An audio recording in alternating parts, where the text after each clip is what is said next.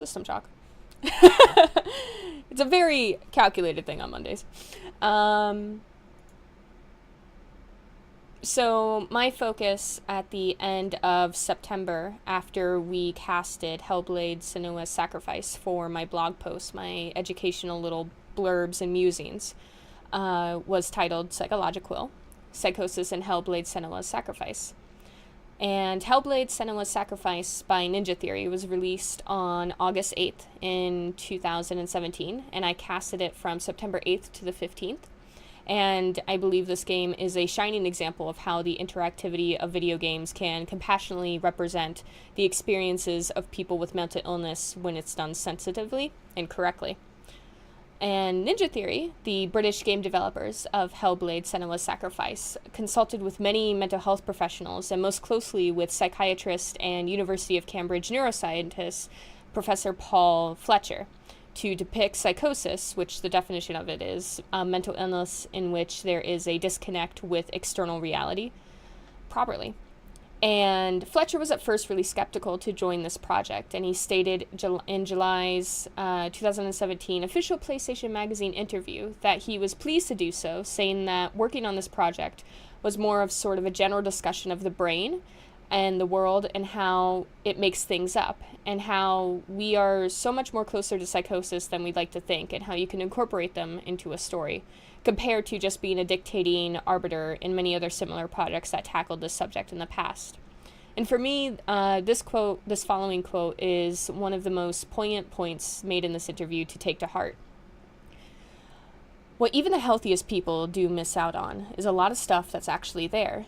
They warp to fit with their expectations. They build a world that fits their expectations. And in that sense, I think we're closer to hallucinations than we think. And Fletcher continued to highly praise the sensitivity on Ninja Theory's part about this topic, and he said to The Sun in an interview, "It became apparent to me that Ninja Theory were doing something risky but important, and potentially valuable in representing experiences that most people find deeply alien.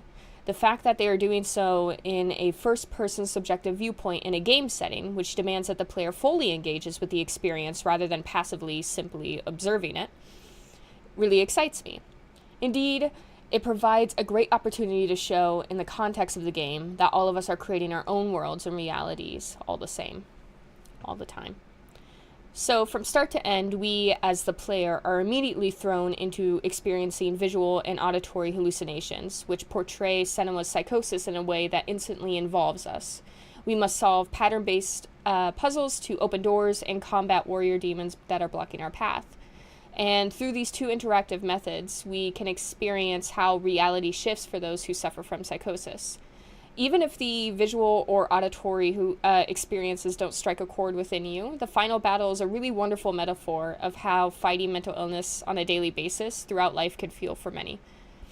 When I was streaming the game, and at the very end of it, I began to notice that I was holding back sobs, because the final scenes resonated deeply within me, because it was a perfect representation for how it feels to constantly struggle against our own mind and our own thoughts, our own perceptions due to mental illness. And there's hordes of temporary victories after temporary battles, and eventually one small mistake with your guard down feels like it annihilates any progress. And then we struggle with the typical 5 stages of grief, which are denial, anger, bargaining, depression, and acceptance, which is also known as the Kubler-Ross model in psychology, in the final cutscene after we've been defeated. But thankfully, it's also easy to see how those failures are temporary too, as the last battle resolves successfully with Senua's death and then her rebirth, signaling that she finally accepts and lets go of her journey. She says, "No fear, no hate, no hope, and no power over me." Her auditory hallucinations haven't gone away, whispering still, "It feels, is it okay? It changed." But it seems that she's much more in control of it now, and that the journey that triggered the newest bout of psychological stress for her has been concluded.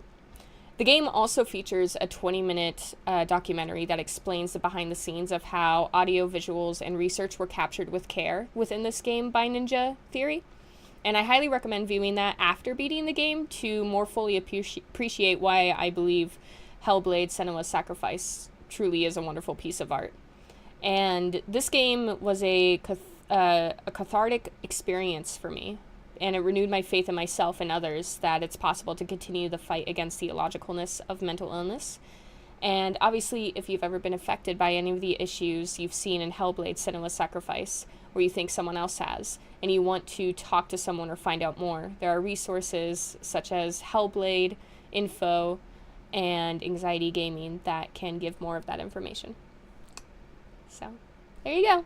There's the little PsychologiQuil thing that I did last week. I hope you